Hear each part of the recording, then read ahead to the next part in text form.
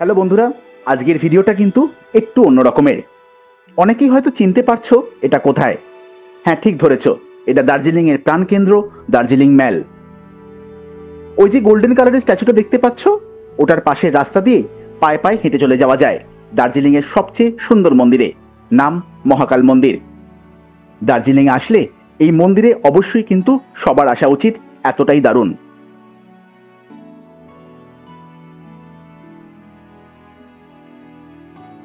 ইনি হচ্ছেন নেপালের জাতীয় কবি ভানুভক্ত আচার্য।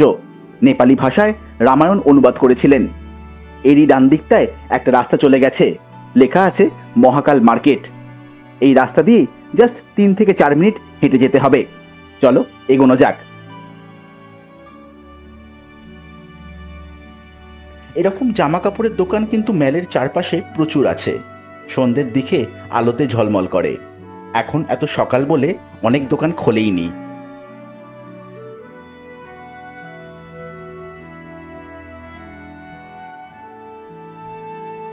যেতে যেতে বাঁদিকে পড়বে মন্দিরে ওঠবার সিঁড়ি।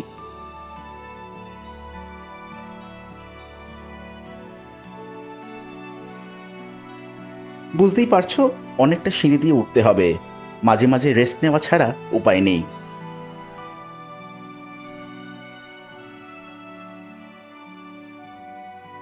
পথে পড়ল একটা কুয়াশায় ঢাকা পাইনের জঙ্গল। ভীষণ সুন্দর লাগছে। এখানেই একটা চাতালের মতন আছে, যেখানে জুতো খুলতে হবে। মূল মন্দিরটা আরো ওপরে।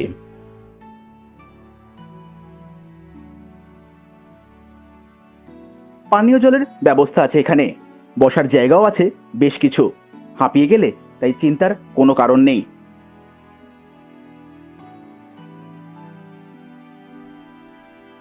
আমরা জুতো খুলে আবার উঠতে লাগলাম। এটাই মূল মন্দিরের ঢোকবার গেট। যাওয়ার পথে চোখে পড়ল ছোট ছোট অনেক মন্দির। এই যেমন একটা হনুমান মন্দিরে চোখে পড়ল, যেখানে পুজো হচ্ছে, আর তার পেছনে সেই পাইনের জঙ্গল।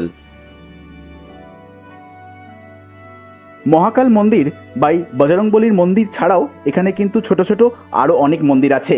হাঁটতে হাঁটতে সবই চোখে পড়বে। এখানে আশেপাশে কিন্তু অনেক হনুমান দেখতে পাওয়া যায়, তাই হাতে মোবাইল বা দামি কিছু থাকলে একটু সাবধানে থাকাই ভালো।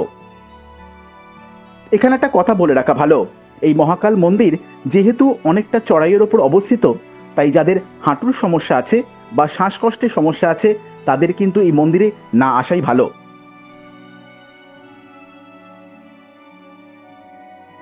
অত্যন্ত মনোরম পরিবেশ। পর্যটকের সাথে লোকাল লোকেরাও আসে জাগ্রত এই মন্দিরে। মন্দিরে ঢুকে আমরা মুগ্ধ।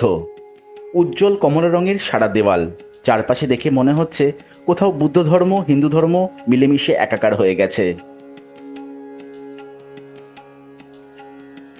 এই যেমন এইগুলোকে হাত দিয়ে ঘোরাতে হয় প্রার্থনা করবার সাথে সাথে, যা মূলত বুদ্ধিস্ট মন্দিরেই পাওয়া যায়।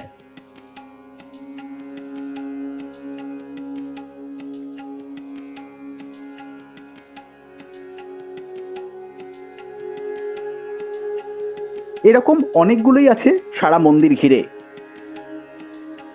চলো দেখি আর কি কি দেখতে পাওয়া যায়। পুরো মন্দিরটার মাথার ওপরই এরকম রং বেরঙের পতাকা দিয়ে সাজানো, যার জন্য দেখতে অপূর্ব লাগছে।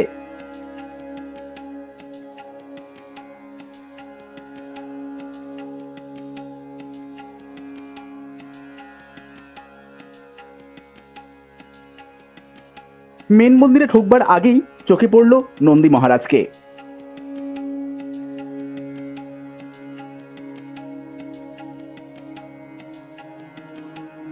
দার্জিলিংয়ে সিজন হোক বা অফ সিজন, এখানে কিন্তু সারা বছরই ভক্তদের সমাগম হয়।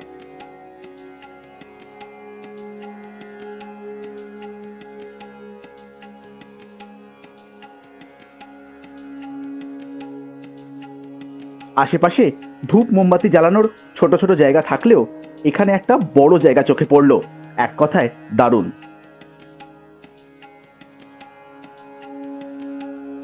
চলো এবার তোমাদের সেই মহাকালের দর্শন করাই।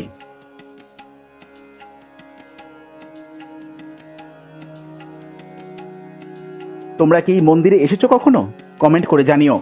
আর ভিডিওটা ভালো লাগলে একটা লাইক করে দিও। নতুন বন্ধুরা চ্যানেলটাকে সাবস্ক্রাইব করতে ভুলো না কিন্তু। আজকের মতন তাহলে টাটা।